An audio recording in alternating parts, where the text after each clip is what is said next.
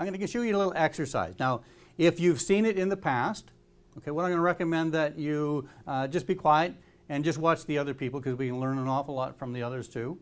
And what I'm looking for when I show you this is I'll accept a yes. A nod of the head will work for me. A blank stare, I'm okay with a blank stare. Okay, those are your three options.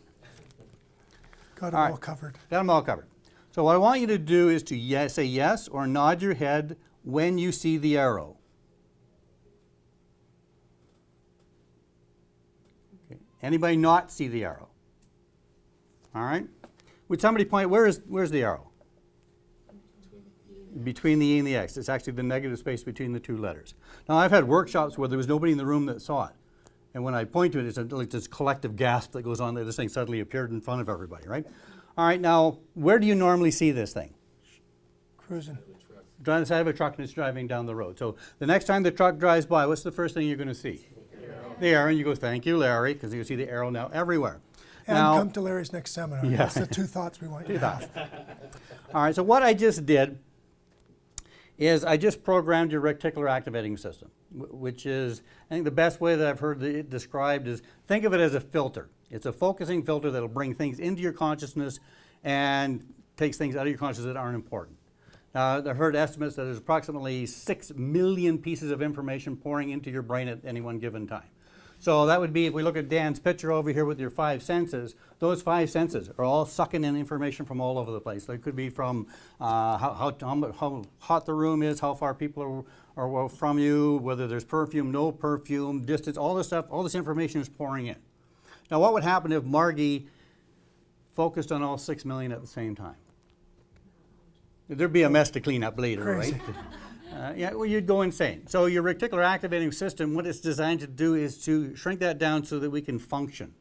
Now, the beauty is that, what is there, 17, 18 people in this room? Every one of our filters are programmed for something different.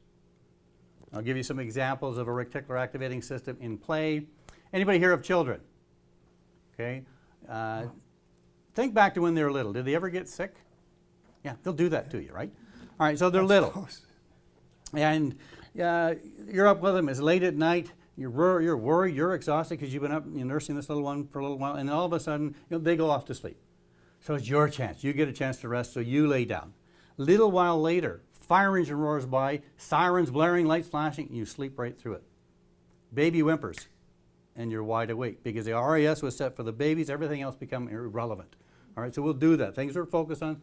That's why we see what we look for, and we don't see what we're not looking for. Where's the best place to hide? In plain sight. In plain sight. No one's looking there, right? So it's the same thing, thing going on. Other examples would be, has anybody here bought a car from a car lot? All right, you buy that car, what do you notice as soon as you leave the car lot? They're all the same. It's like everybody went and bought it on the same day, right? It doesn't work that way. It's just suddenly they're there, they're all over the place. Let's say that you are driving down Harvey Avenue and you get hungry. What do you start to notice? Restaurant. They're popping up all over because suddenly they're important to you, right? Anybody here ever broken up with somebody? Okay, what kind of music on the radio? Sad. Yeah, we call it country, but it's... Other examples would be, it's not that they changed the music on the radio station, it's suddenly you're connecting to all the lyrics that's going on out there. Why is a landed immigrant 11 times more likely to become wealthy in Canada than somebody who was born here? They come here, this is the land of what? Opportunity. They see it everywhere. I have a friend who's Austrian, and he says, I really don't get you Canadians. He said, I really don't understand you. He said, there's money laying everywhere. Just bend over and pick it up. But we don't see it, so we're not, because we're not looking for it, we don't see it. All right, so now that you know how this thing works, how do you make it work for you? Right, Dan told you how to set a goal.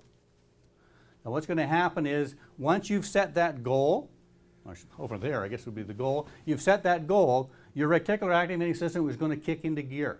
And it's going to do one of two things. It's going to look for evidence as to why it will work, or evidence why it will not work. Okay, it's going to go one way or the other, and it will find. Will it find evidence? Yes. Absolutely. An example would be, we'll use Jen. Let's say that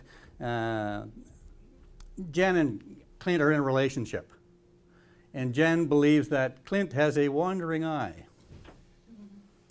Will she find evidence? Yeah, Yes, of even course. if she has to invent it, she will find evidence. That's just how the system works, right? So if you know it's going to go looking for evidence, then let's make it look for the right kind of evidence. Now, there's methods that you can use, and that is by start asking yourself appropriate questions.